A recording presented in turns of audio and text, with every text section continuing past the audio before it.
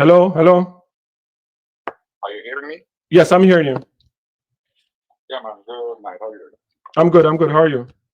Yeah, man. Fine, thank you, man. I'm just here scrolling through my YouTube and I see that you're having a live going on. So I said, let me just give you a shout because the topic of discussion seems to have piqued my interest. Yeah. Because this, when I listen to these people who call themselves the representative of people and how their approach to this whole GPS matter. It makes me ask. I mean, made me think. What's their priority? Is it about their grandstanding Mm-hmm. and this political one-upmanship, or it's about representing the people who put them there? Because I mean, how how stupid can these people get? A Category 5 hurricane hitting Jamaica, and historically has been one of the most horrifying hurricane to hit the Western Hemisphere. And these people sit down in Parliament talking crap about the government lending taxpayers' money to JPS. The government is not giving it to them. It is and it's lending to them at an interest rate of 5%. So let's say, I mean, worst case scenario, JPS is unable to pay back the money. JPS is a private company with assets in Jamaica on the ground. Yeah. Mm-hmm. What's the deal? Because I mean, it's like what I'm seeing, and I said this to somebody the other night. It's like these people, their objective is to, if they can bring down the prime minister, then they will bring down the country and stand up on the ashes and celebrate. Yeah. Because That is what I was telling some. I was saying since the hurricane, I told several people, just imagine you're on the Titanic and you're praying for the captain to run into the iceberg, even though you know it's going to go down with you. That is how they sound. They want the country to sink, yeah, even though it's going to sink with them. yeah, because I mean, it's for them. As long as they are not the ones who are the wheel when the sinking happened, then they think that will give them they will come out looking the better ones, not realizing that the country is everyone. It's in the best interest of everyone that the country does well. Because I mean, Jamaica, Jamaica, we depend on the power to run our industries of the country. The engine of the country requires power. Would you rather sit there with the money in the NIR and say you can supply the country with food for what, 6 months or 6 weeks, but you don't have any power? So what is going to happen in the long run? So the government. I love the stand that the government take. Lend JPS the money on the condition that they will restore electricity to their customer latest the end of January 2026. If that condition is not, if they don't meet that deadline, then there should be some penalty in terms of the money that is being loaned, because that would have been the condition on which they borrow the money. The other 200 million or whatever amount they need, that's not the government's business. Yeah. They are a private company, and as you said earlier, with investors and shareholders who are billionaires. Billionaires. Yeah. So they should be able to come up with that, the remainder of that money. What the government wants to see at the end of January, that the consumers and the customer of JPS, their power is restored. Yeah, but I believe the loan itself is a sabotage. That's my personal belief. I believe that the loan, they don't need the loan, because as I said, these companies, they don't operate. It's not just a company that operate in Jamaica. They have sister company in different countries across the world. Because when you sign this contract, you're not signing something. You're not a entry level business. You are operating in other countries, operating electricity grid in other countries.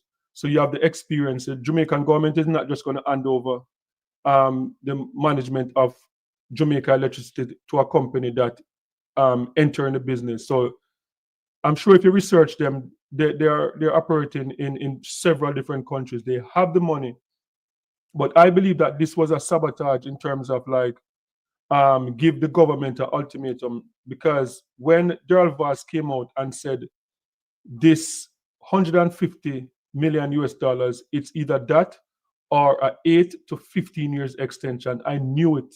Like even before Daryl Voss said it out of his mouth, I knew that something like that was happening behind the scene. They want to extend it because look, extend it for 15 years, they are going to make a killing out of the Jamaican people.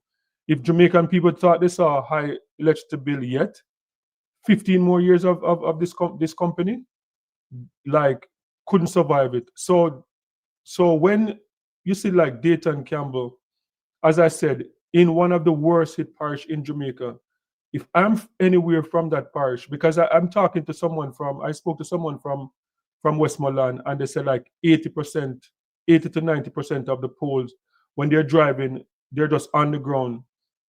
And I'm saying to that person, your member of parliament is fighting the government decision to lend the 150 million US dollars that's going to ensure that 300 linesmen will be in Westmoreland by next week because of that money. And that is what Dayton Campbell is fighting. So I don't get it.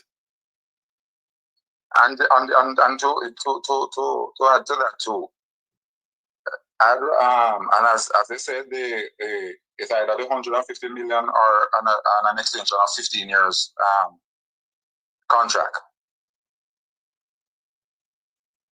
Yeah, Jamaica. Hello? Jamaica can't deal with 15 more years at JPS. Trust me, they can't deal with 15 more years. And I said it earlier, like, because before 2001, I remember after Gilbert, you had quite a few companies came around in the 90s. You had Digicel. Digicel was one of the company that came into Jamaica and bring Jamaica to a different level, provide high-paying jobs in Jamaica for Jamaican people, skilled jobs. Grace Kennedy was there. The D&G group of company, Lasco started getting popular after Gilbert. All of these companies were able to grow because at the time we had the agreement with Venezuela where we're getting more affordable oil, the Petro-Caribbean program. We had that program. We had low electricity bill in Jamaica at that time, and those companies were able to grow. And when I go to the supermarket now and I buy a Jamaican banana chips and see made in Guatemala but packaged in Jamaica, that is a result because of our electricity bill. So no, we can't manage 8 to 15 more years of this. And the thing is that you see, one of the monopoly, because they have a monopoly, because in terms of transmission of the electricity, they have that down pat. Because for another company to come in and put in those kind of infrastructure, they know it's gonna cost a lot. Yeah. So I mean, they understand the position that they have, and they are holding the government at ransom for that. Understand, but the government has to put down its foot, because you recall when at one point they were talking about cheaper energy, that electricity bill could go down, and one of the things that they had mentioned was natural gas.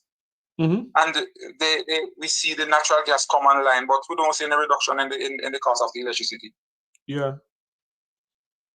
So the government has to do what the government has to do, and the choice the government make is in the best interest of the country, in terms of its citizens, and in terms of production. Yeah, because the thing is too, that is one of the single worst thing PJ Patterson ever did in his administration, was sign this agreement. Like I normally give PJ Patterson credit for chopping the cable and wireless deal. When cable and wireless had people who were born back in the 90s, who are around back in the 90s, remember when cell phone just came around, there was no Digicel. And back in those days, if you have your girlfriend or whatever, you have to call her and say, come now. or call me back or whatever. You can't dip on the phone for more than 2 minutes. And then PJ Patterson end that monopoly, brought in Digicel, and people, Jamaicans felt like they were spoiled. You could have talked on your phone for 10 minutes now instead of call somebody and say, call me back or come meet me this or whatever, because phone bills, people don't understand. Phone bills were crazy expensive. Yeah, man. Yeah. Back in Because those remember, days. even when they came in with the cell phone. Yeah. Remember, if you call me, I have to be I'm paying for the calls. Yeah. And you are paying for the call. Yeah.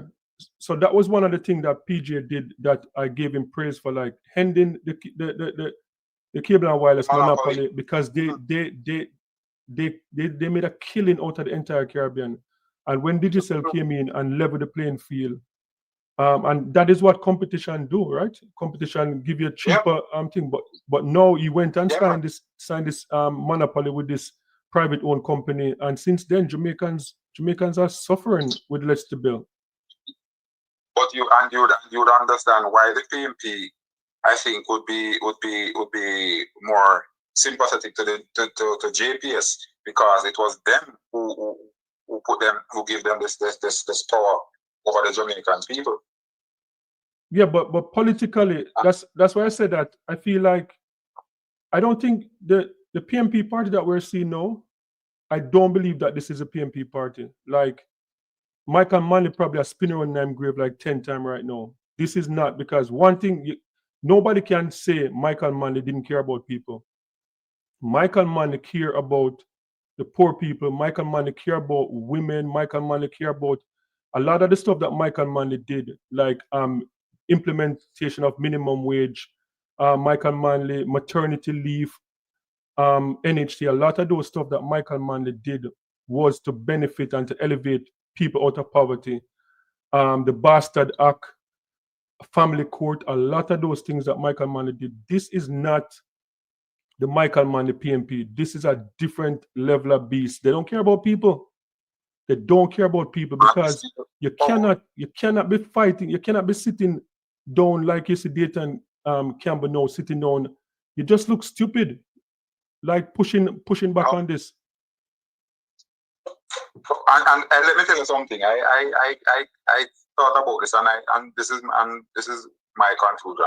If they were in power, they would not think twice in giving JPS, and probably would give them more than $150 million. Yeah, but the thing is though, like, I understand politics, but sometimes that's why I said to myself, the People's National Party, they need advisors. They probably need international advisors, like Jamaicans in the diaspora in other places. So, like, when they're going to say something, just call a meeting and say, is this okay to say this? Because this is one thing they should not be fighting. They need advisors, because this, to me, you're going to look insensitive. You're not going to win this one with the JPS. And right now, what I saw from Damian Crawford, because I know Damian Crawford is smarter than that. What I saw from Damian Crawford and Dayton Campbell, they are just scoring their own goal. That is what they're doing. Hey, and before you go, one of the things is that you remember, and they're not learning. They don't learn from the past experience. You remember this? It was the same approach they took towards the crime and the states of emergency. Yeah. And they pay the political price for it, and they are going down the same path, and they're not learning. So let's see how it goes, because no power. If there's no power, and remember now, Westmoreland is one of those. Their income is sugar used to be their number one resources, but now it's tourism. Yeah, but especially the West. And if they're saying, though, it's like you're saying, don't give JPS the money. So what is going to happen to your constituents? And gas is not cheap, but people can be running generator. How people are going to survive. Yeah, I think they have. That's the next thing. I spoke to someone in Mandeville, and they got a generator and they run it for 3 hours, $3,000. 3,000. Okay. Yeah, $3,000. So you can't. So yeah, I don't know how this, because the thing is, they are making, because Jamaica need a good opposition. Like every Jamaican should want the People's National Party to be strong, but right now they're showing a lot of weakness because the thing is, like I believe, because I said from the hurricane hit, I said the first thing I said is that the People's National Party should not politicize this because the hurricane itself is a hit to the Jamaica Labour Party, and the hurricane itself will be beneficial in the long run to the People's National Party. And I remind people of 1988 when Gilbert hit and the election run and Siaga get wiped out. And Gilbert played a part in that too because, people are impatient and when they see the light don't come back, they blame the government. So I believe that if the People's National Party, Mark Golden and all of them, if they just say, you know what, we are going to we are going to do the joint select committee. We are going to, Dayton Campbell, it would be in his best interest to work with the government to get boots on the ground from the JDF, coordinate to make sure that his community have food instead of standing one side and say, oh, no food not there, no food not there, and just complaining. If they had worked with the government, it would have been better for them because this hurricane is beneficial to them because everything that the prime minister ran on is not going to be able to increase minimum wage to 32,000. That is not possible anymore with this billions of dollars that they are going to have to rebuild. He's not going to be able to do a lot of things. Education, I believe, possible take another hit because we got a hit after COVID. Education is possibly going to take another hit. So all they had to do was just cooperate with the government, take care of their constituencies, make sure that the people have food, and make sure that they're working with the government to make sure the people have shelter. And then 2 years from now, them can start go after the GLP and say like, oh, I think you say they're going to increase minimum wage to 32,000, increase it. It's too early for that, but that is what they're doing now. And I believe it's going to backfire in the long run. Hey, one of the things as you're talking to me, I was thinking, first and foremost, we do not have an opposition party. We have an obstructionist group of people. That's all that's their agenda, to be obstructionists. They're not opposition. The next thing what they need to understand, this leader is not Edward Siaga. Because if you notice Andrew's style of politics, what you would have done, you would have taken a piece of every one of the leaders before him, his predecessors. Mm-hmm.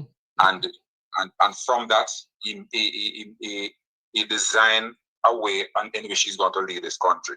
Because when you look at you see some of the Michael Manley attitude in Andrew. Yep. You see some of the Siaga attitude in him.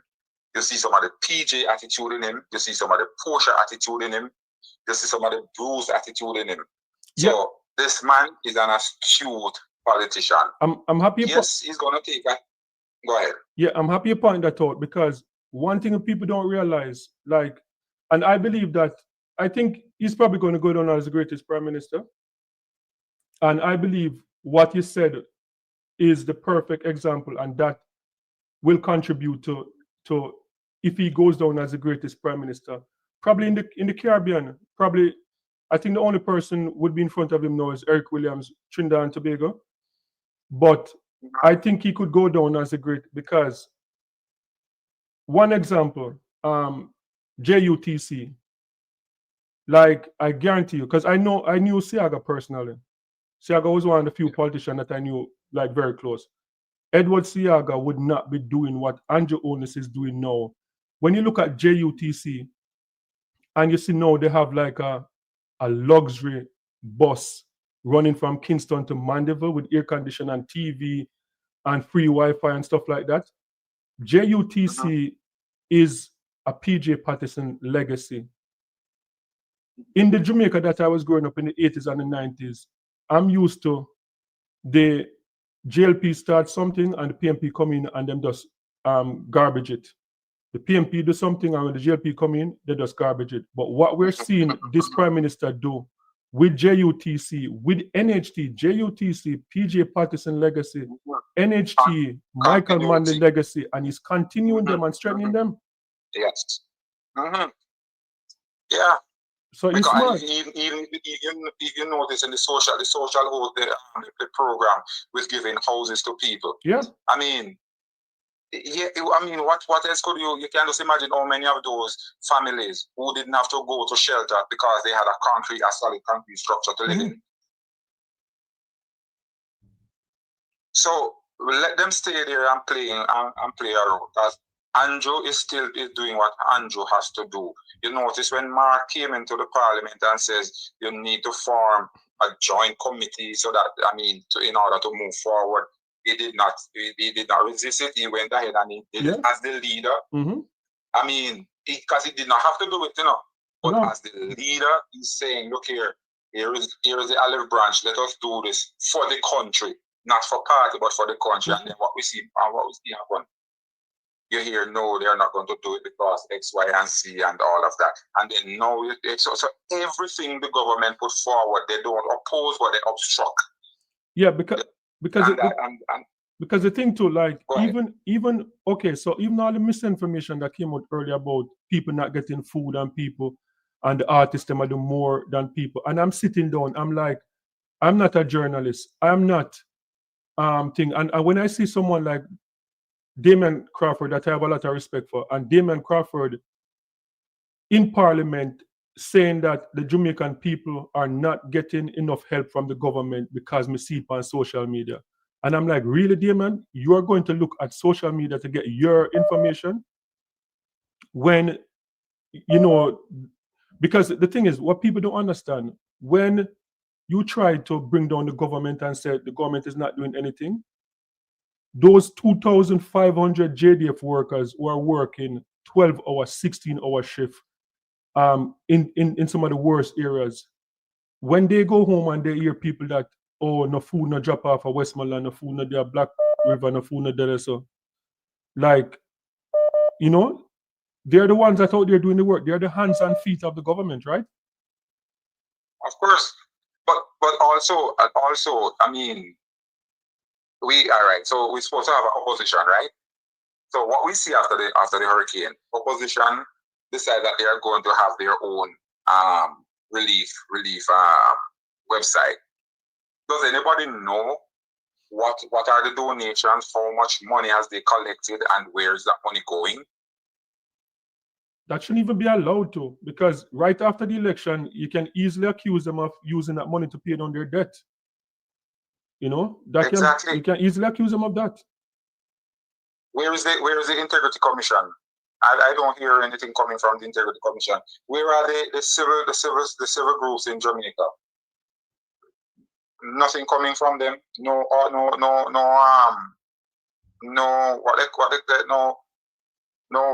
minute-to-minute audit of what money they collect or what donation they get, where it is going and how it is being spent. Why are we seeing a double standard? I think the worst thing happened to the People's National Party was, I think Damon Crawford, and I can see his body language because I know Damon Crawford, and Damon Crawford body language is telling me that he's regretting what he did when he support Mark Golan. Because I honestly believe that if Damon Crawford supported Lisa Anna, I believe that Lisa Anna would have won, and Damon Crawford and Lisa Anna could have worked together. Because in one of the leak voice note where Damon Crawford admit and say, like, look, they are more of the People's National Party type of politician than, say, like a Mark Golan and a Bunting. And Damon Crawford in that leak thing said, like, him not trust Bunting at all. Him not believe anything what Bunting said. Like, anything from Bunting. And he still sided with Mark Golan only because he was looking at Lisa Anna's age and saying that Lisa Anna, if him support Lisa Anna now, Lisa Anna is going to be the leader, and then it'll go infringe on his opportunity. But now he support Mark Golan and they push him to the side. Now Damon Crawford has no opportunity, no chance whatsoever have ever been the leader of the People's National Party because of who he chose to support. And I believe that that was the downfall of the People's National Party. And the only way they can come back is if what happened with Siaga and Bruce Golding when Bruce Golding leave and go form his own party, the NDM, and Siaga came to his senses and tell him to come home. If I don't think the PMP have that power, I don't think they have that mindset. But the only way they can ever win a next election anytime soon is if them come to them sense and tell Lisa to come back, because Mark Golding is not a PMP. Mark Golding is not a good politician. Mark Golding is not believable. When you look at Mark Golding is spend most of him time trying to convince people, say, I'm a Jamaican, him love reggae music, him used to go down a trench town, him used to do this, him used to do that. That is what. And people don't believe him. And that's why you have to be convincing people, because he's not believable. Like it's not because of his color. Like Edward Seaga, people love Edward Seaga and he was white. People love Michael Manley and he was white. And they were more believable, but people don't believe Mark Golding. And the first thing in order to be a good leader, you can't be a good leader if the people that you're leading don't believe you. They don't believe him. Exactly. And I think Mark Golding coming to the PNP and assuming the leadership, is all about just to get their hands, especially he and Peter Bunting. I mean, just to get their hands on the kitty. And the reason why they did not like Portia, because Portia did not make him Minister of Finance. So they fight against Portia, they fight against Dr. Peter Phillips, and they do everything. And you realize what they do? They destroy the party in order to get to the leadership. And it's the same approach you're taking to the country. Yeah. Anything that will get them to be the Prime Minister and the Deputy Prime Minister, because Mark Golding would be the Prime Minister, Peter Bunting would be Deputy Prime Minister and Minister of Finance. So that's what their aim was. And concerning Damian Crawford, I think Damian Crawford just threw his hat in the ring, buried the hatchet, just that if they just per chance they would have won the election. Because I mean, a lot of the seats that they won back, the people that I think they got. They remember they were saying that forget what happened and just let us come together and win the election. Dayton Campbell, remember the majority of the people were saying that they didn't want him, and then PJ at the last minute come out and says must give him a chance and see what is happening. So a lot of them, the PMP now are having voters remorse because they thought Mark Golding would have took them to victory. It didn't happen. And so it's basically they are back at square. People are now digging up at the hatchet because they are going to be going back at it again. Mark Golding will never ever be Prime Minister of Jamaica. You cannot have the slave, the descendants of the slave coming back to lead those who its foreparents enslaved. When you have one of the slave, one of the descendants of the slave came off the plantation and is now in the house and is in charge of the house. What do you think? Do you think the people of Jamaica are going to choose a slave master over one of their own?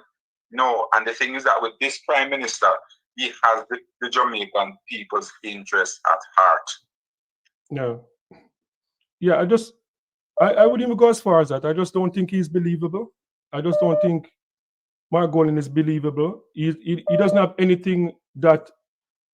We're in a different level of politics right now. Mark Golding probably would have had a better chance in the 80s, but not in 2025. We're in the Obama era now, where you have to be charismatic, you have to be believable, and that is what Andrew wants to have. He's charismatic, he's believable, like he connect with the people, and that is what Mark don't possess any of those things. So and also follow up on that. Not with those two are important, but people need to see achievements, because too long as Jamaicans we are used to getting the promises and every time it's just promises and excuses. But now we see someone who is actually doing what they say that they are going to do. And so that is another thing that he has over a lot of them. They can come with their promises, but he will come and says, okay, this is what I say I will do. This is what I say. You remember one time during campaign, health, education, and security was always one of the three of the major topics of for discussion. You realize this last election campaign season, we didn't hear anything about crime anymore. Yeah. We didn't hear anything about health. Yeah, so we are so. And the thing is, because if you ask me last year September, like would I vote for Andrew Holness or would I support him? Like I would say hell no. Like if you ask me, trust me, if you ask me last September, because some of the stuff that I didn't agree with the increase, with all the politicians getting so much increase.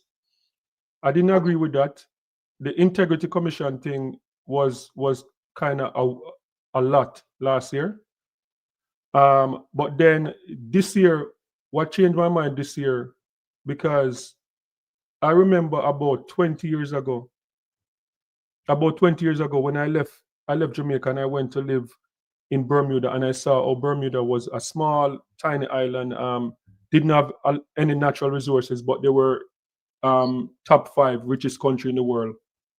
And as a Jamaican, I'm like sitting down and I'm saying, how is this possible? We have bauxite, we have this, we have that, and we're just like in poverty. And I remember saying at the time, any prime minister that can bring down the crime rate was one of them for me.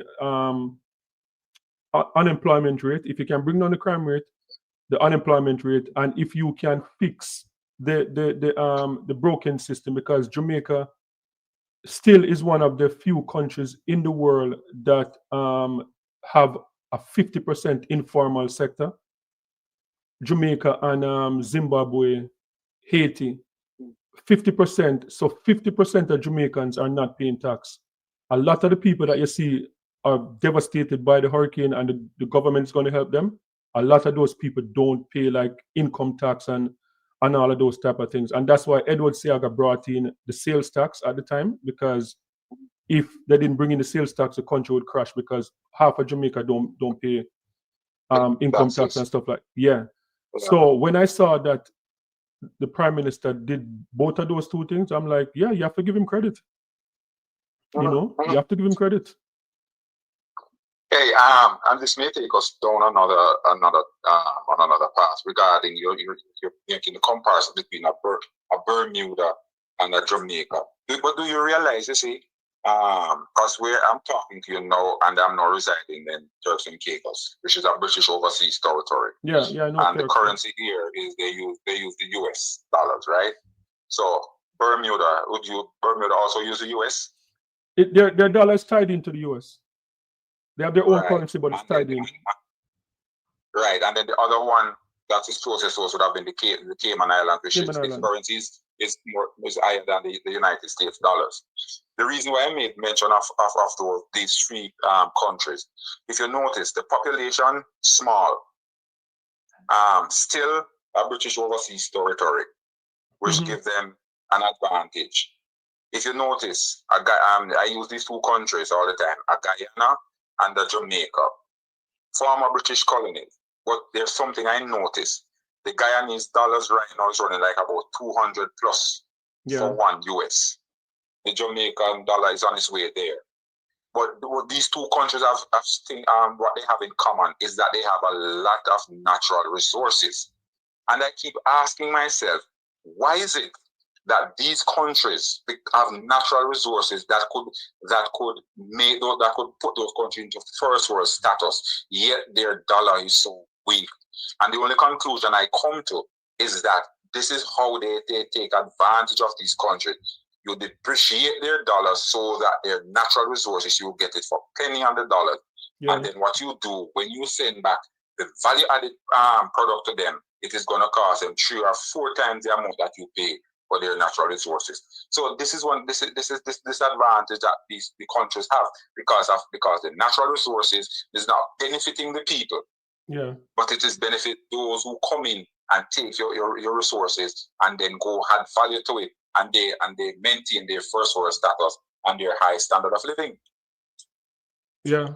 Yeah. Yeah, makes sense. And that's why even some people say, like, you know, I heard someone say the worst thing that can happen to you as um a third world country or developing country is to find natural resources, whether you're Caribbean or Africa. Once you find some natural resources, it is something that you're going to regret. It's sad. Yeah, man. The system is designed that way because the system is designed to keep you that way, you know. And one other country I forget to mention, which is considered the poorest country in the Western Hemisphere, which is Haiti. Remember, you know, when you look at Haiti's history, 1804, Haiti defeated the world's greatest army Yeah. and declared their independence. What happened after that? France declared war against them. Mm-hmm. They had to pay France reparation, which amount to billions of dollars. And not only that, but I think it was a Woodrow presidency that they sent the navy into Haiti and seize all of Haiti's gold and take it to the United States. Yeah. Mm-hmm. So if you notice, all of these countries that have natural resources, they are not allowed to develop their country and to nationalize. Because whenever things are nationalize it, then that's when you're gonna have a problem. Yeah. And that's thing is the same thing to DR Congo, the Republic of Congo. Mm-hmm. Like they have the most natural resources in the world and the poorest country in the world. So exactly. Yeah. More and then DC and then when they do, they turn around and tell you that they're giving you aid. You're taking all of the natural resources of my country, billions of dollars in gold and whatever. Name the minerals, and they're telling you giving me aid. How does it make sense? Yeah. So Jamaica, as Jamaicans, we have to understand one thing. Depending on others to take care of you, it's not going to work. We're going to have to sit down as a people, come together, and decide that we're going to be building our country. Irma presents us an opportunity for us to build back this country and build it in such a way that it will benefit the people of the country. Because right now, who in Jamaica know who don't have a job is who don't want to work. Yeah, that's true. People don't believe that, but that's true. Like the thing is, one of the things when I was 16 years old and decided to go work at hotel, like people used to say like, yo, you go feed white people like you are, you know, servitude type of thing. And them people that say like, my prefer stay home than go serve white man food and them something there because you look like, you know, like a slave or whatever. And I'm like, okay, I'll go work. And yeah, like my job give me the opportunity to go anywhere in the world I wanted to go. So, you know, like there are a lot of Jamaicans who are on a cruise, a lot of Jamaicans in Dubai, Saudi Arabia, because of the same type of job where you go serve people food, you know, and exactly. And Jamaicans know. And at the time when I just started working at 15, I could just work and take the bus and eat lunch. But you know, elders used to say, look, it better you go to work and you know no money at the end of the week than stay home because they will find work for idle hands. And there's a lot of jobs in Jamaica, like hotel work don't take any great level of education. You just have to be polite and think. Farming is there, like a lot of stuff. Anybody construction, when you see Chinese people in Jamaica lay block, you know there's something wrong. So a lot of people depending on the government to take care of them. And I believe that if everybody get up and decide that they want to go find a work, you don't need no great level of education for to lay some block. And construction is booming right now. We have 3 projects in Jamaica that is over $1 billion US each. Where else in the Caribbean you go find that 3 projects over 3 billion, $1 billion each per project going on in Jamaica as we speak, and people are gonna say them can't find work, you know? Yeah. Hey, my friend, one of the thing I say to people, and I remember I spoke to this teacher friend of mine, because I do welding, and one of the things he said to me, one of the regrets he have that he didn't learn a skill. I have nothing against higher education, but in getting your higher education, get yourself a skill. Yeah. Get yourself a skill anywhere you go over the world. There are certain skills that are required, even though they are upgrading to computerized, to automation and all of that. Yes, certain skills, no computer can replace it. But you still need a human element in there. Yeah. The So government. even if you're going to the university, get yourself a skill. Yeah, the government mess up with that though, because when we were in school, we used to when I was in what grade, like 5 or 6, we had to do woodwork where we have to learn from a picture frame and stuff like that. And you used to have the technical school like Kias Like and us. Ozema, Mm-hmm. some of those and, technical and school. and the thing that too, and the technical schools, that was a great initiative. That should have been that there It should should be have one of continued. that in every parish. Yeah. Yeah, we used to do we used to go 4-H club and all this type of stuff. Those things would have pushed Jamaica forward, like food processing. Food processing should be one of the biggest thing in Jamaica right now, because the thing is, sometimes the farmers them throw away a whole heap of things where if they had the skills Mhm. to process stuff, there nothing would waste in Jamaica. Hey, because I mean, we're talking about because your human capital, that is the greatest asset any country have. You realize I when I do watch some internet or some TikTok, there's one thing that keep recurring, the invention of different things. You realize which country it is coming out of nowadays? Which country? China. Yeah, China have been doing things for a long time. Yeah. And the reason why this thing catches my attention, because when we were growing up, remember, everybody wants something that was made in America. But And if it's made in America, everybody wants, because it was the best quality things you're going to get. But nowadays, what we see happening in these countries is that the agenda that they are pushing has nothing to do with the development of the country, or the development of the mind of the young people.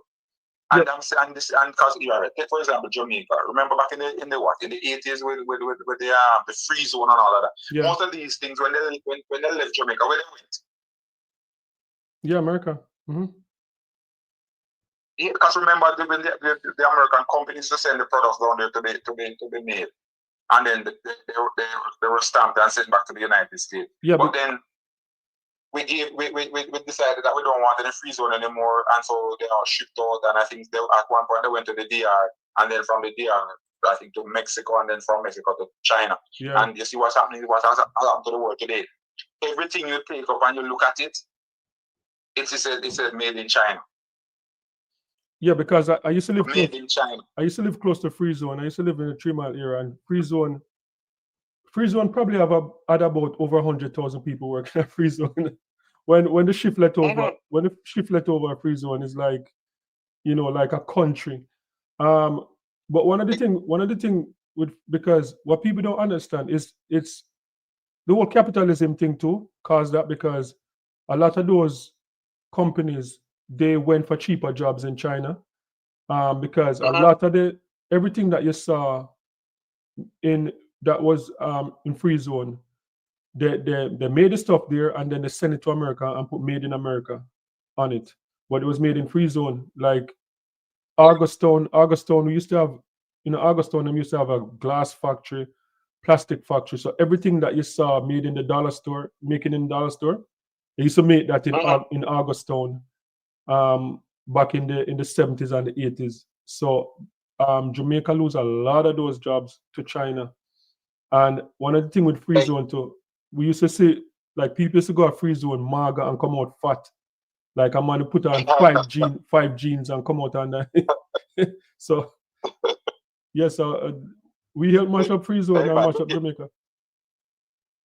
hey, look here, man. I can recall. I mean, from the history of Jamaica, Jamaica could be considered back in the days as the industrial capital of the Caribbean, you know. Yeah.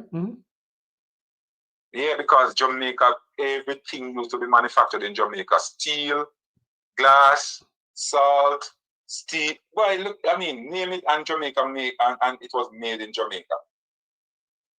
Because look at where we are. Look at where we are now. Our import bill is higher than our export bill. Yeah, but the thing is, when the prime minister, when they said like Jamaica can be the next Singapore, a lot of people look at that and think it's impossible. But like I've been saying this for over 20 years, that Jamaica don't need a miracle for our economy to boom, to change. Like we just need discipline. And once, just imagine 50% of the country. When I went to the Money Expo in New Kingston about 20 years ago when I heard it the first time. And when I heard it, I nearly dropped out of my chair. Like no country in the world can survive with 50% of people not pay tax. And since then, like I've seen people, and the thing is like, it's not because Jamaicans are worse than anybody else, because the same people in Jamaica will now pay tax, and pay tax in Canada, and pay tax in America, and then pay tax in the UK. So that is the thing. If the government can fix the tax system and make sure that even the barber, them, the mechanic, everybody pay tax, Jamaica can be the next Singapore. Easy, easy. We have the skills. And we have everything. And that is where they'll lose a lot of their voting base, because it's the politician who have spoiled the people of Jamaica, turn them into dependent rather than having them being independent. And so for them not after you'd have cultivate that mindset where they become dependent on government for everything. Because you're even, using the devastation. A lot of them is like they're not getting up and doing anything to help themselves until the government come. They're not lifting a finger until the government come and start it. So the government has to be blamed. I don't know, the opposition to like the people of Jamaica, because when I sit down and listen to the conversation with the hurricane, right? When I listen to the whole conversation, like sometimes I have to scratch my head and say, like, is this a real conversation? Because just look at this year. You don't even have to go back far. The California fire. In Canada, like the amount of land that burned in Canada would be like the size of Barbados and St. Vincent and the Grenadines put together, burned down in Canada. The government did not put back those people in houses. Like insurance have to cover it, and the government operate like in Canada and America. Like they try and help the vulnerable, older people, like single mothers and stuff like that. But I get a sense, listening to the argument in Jamaica since the hurricane, is that everybody in a Westmoreland to get a brand new house, and if they don't get it, the government fail. You know? So I don't understand it. It's a dependency culture. You depend on the government. And as you mentioned, fire. Don't forget Hawaii. And the only thing some of those people who suffered get was $750. Yeah. Only in Jamaica they expect to get back everything. Yeah. Like you don't like. Yeah, man. And the thing is too, like what I said to people, when you're grading the government on this thing, you have to, in order for you to say them that the government failed, you have to look at Hurricane Gilbert and Hurricane Ivan. Hurricane Gilbert, when Hurricane Gilbert blew, the American military came down, and I was about what 12 or 14 at the time, and I think like some of the things that the people might get now in a care package, like in a Gilbert, I would love some of those things. Like in a Gilbert, we used to get the with the military food, them used to come in at them silver thing, like the army food that can last for 100 years with them selling go war. Those are what we got as kids in Gilbert.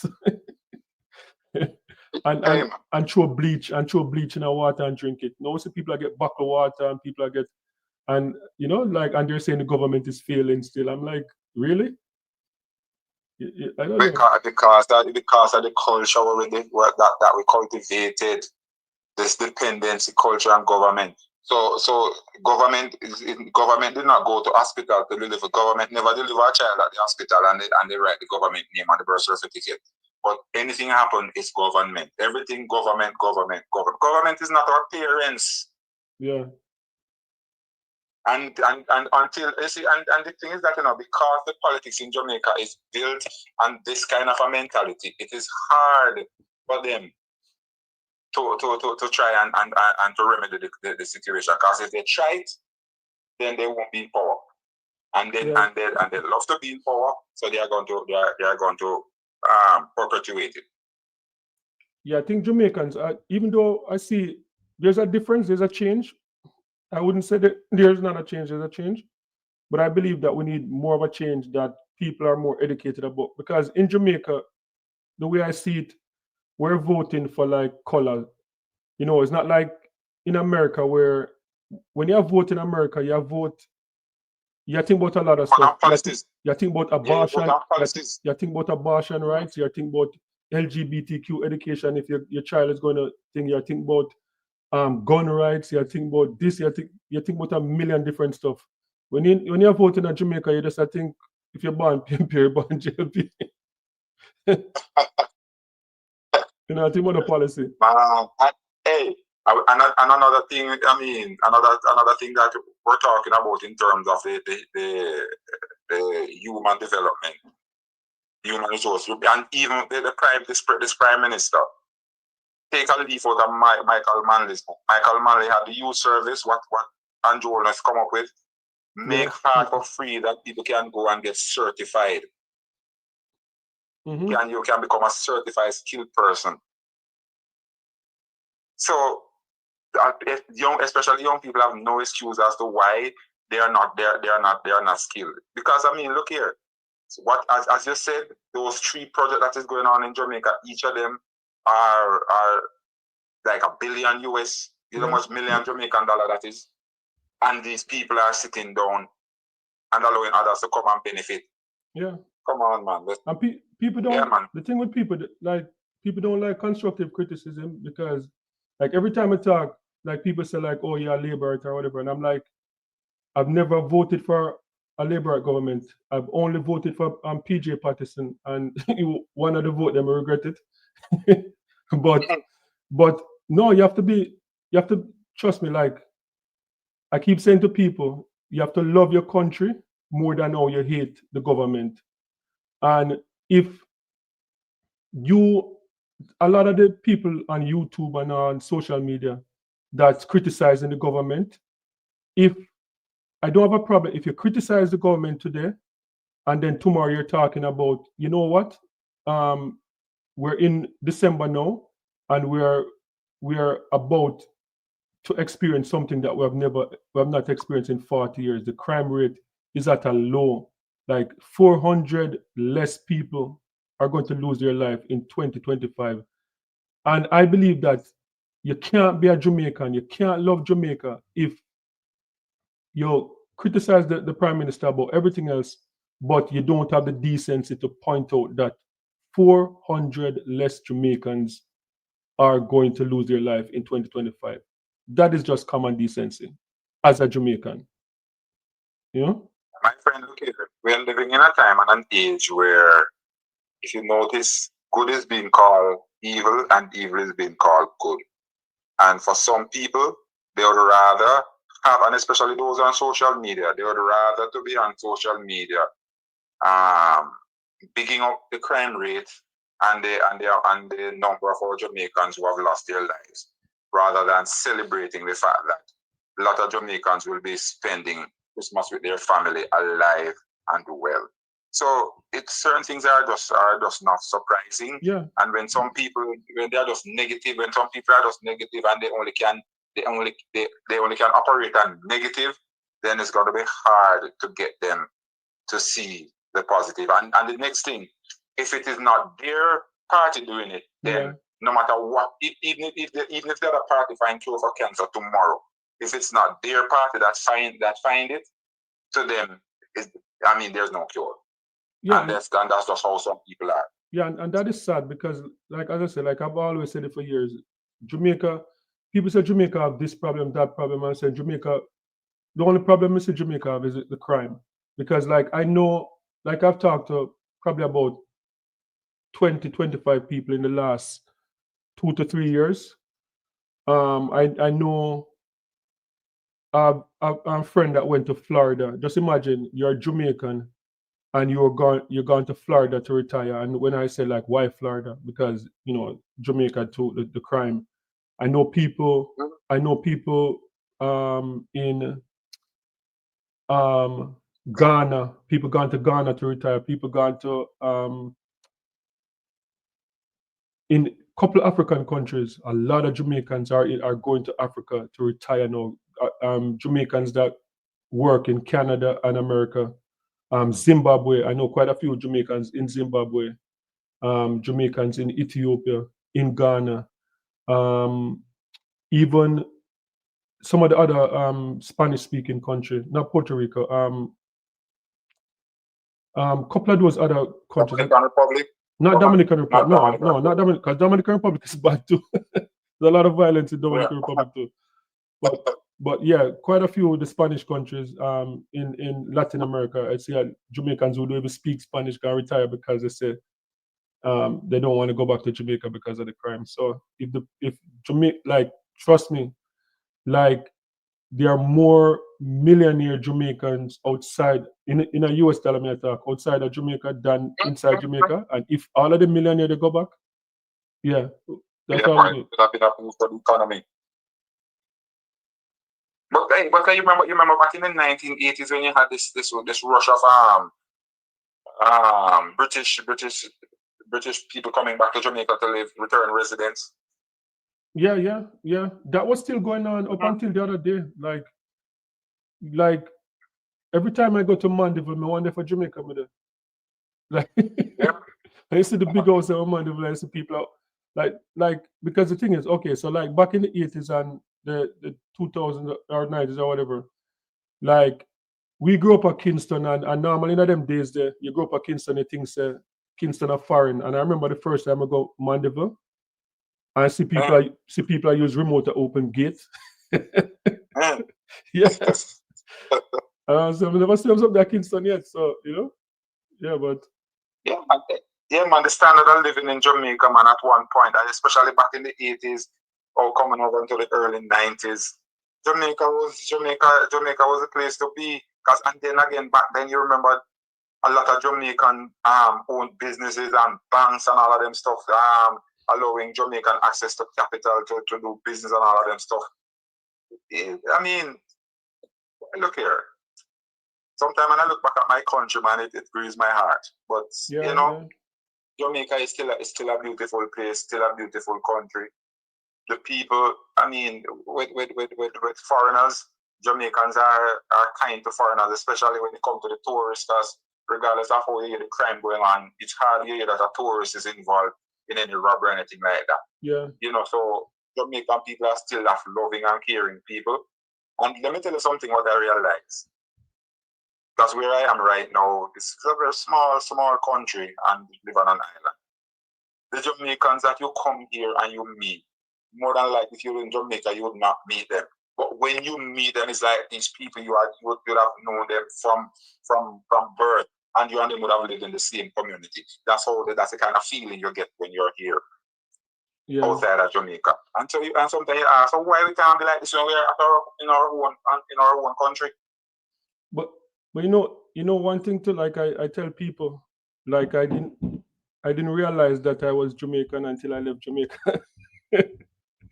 And I remember leaving Jamaica and for the first time and going overseas and see the way of people, the treatment that you get as a Jamaican, like I couldn't believe. So, people give you certain level of ratings. Yes, man. First thing I'm gonna say, boy, if you're yardy, look here. We need to come together as a people, man. We need to stop allow these people to use parties and colors to divide us, because that's how they conquer us, and that's how they continue to rule us. Yeah. All right. So it was nice talking to you. So it was a real pleasure talking to you, man. Yeah, man. All right. So we'll catch up again. Again. So all the best. All right. And so tell me something. You and your family made it all right through the hurricane, though. No, we're not in Jamaica. We're not in Jamaica. Okay. So how family back in Jamaica was okay? Yeah, man. Just a little leak and stuff, light gone, but no roof no come off or anything. So give thanks. Yeah, man. So all the best for the season, man. Yeah, man. Best All of right. wishes. All right. All right. Cool. Yeah.